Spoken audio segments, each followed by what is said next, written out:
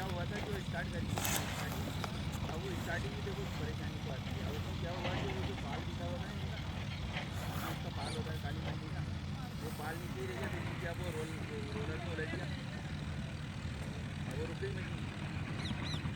वो हुआ है वो तो कोई सी भी नई चीज़ अपन गाड़ी की नहीं है, नहीं चलाना जब बिल्कुल नहीं आ जाओ ना आप, चलता आ ना।